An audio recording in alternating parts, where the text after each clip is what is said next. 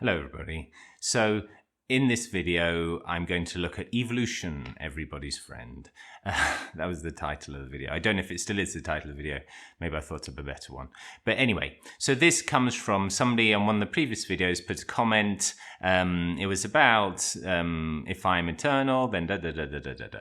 And the person commented saying, I think genes are eternal. Now, I think what he was hinting at is some sort of materialist. He was trying to hint that he was a materialist. He didn't say it outright, but I think that's what he was trying to get at. You know, kind of Richard Dawkins' genes. You know, they're the things that that really matter on this earth. So dreams are eternal. I don't think he was really being serious, thinking that they are eternal, because unless he thinks the genes came from space, which could be true. You know, they came to Earth and DNA developed on Earth. But no, I think people think that it's possible that DNA actually did develop on Earth and doesn't need to come from alien species, like in Prometheus, the film.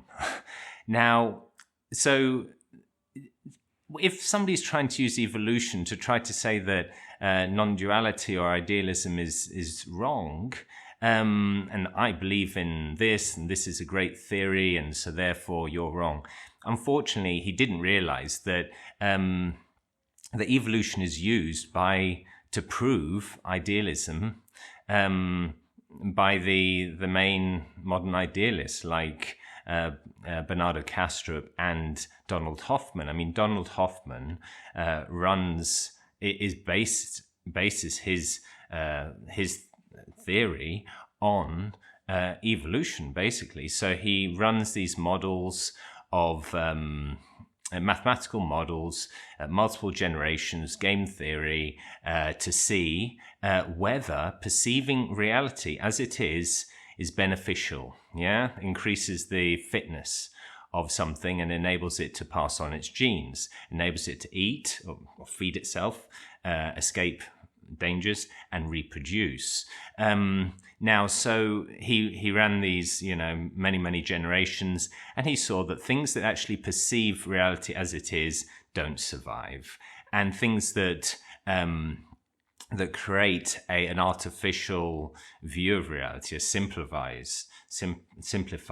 version, do survive. So it's probable, if you believe in evolution, that we don't actually see reality as it is.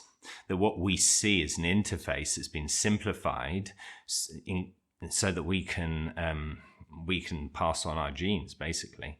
Now, or maybe outside of time and space, maybe they're not genes, but still evolve in some sort of sense. Now, time and space are part of his part of the headset that you wear for his game that we're playing. And in like a real game, if you opened up your games console, you wouldn't be able to play the game with just manipulating the chips, but you have the screen, and you have everything. It's the control pad, and you can control the game. Or if you wear a headset, you can look around. Now, but it's not actually reality. It's not actually the chips. You can't really manipulate the chips. It wouldn't do you any good. You wouldn't get anywhere in the game. You'd die immediately. Now, so he uses that to prove his theory that what we see is not real.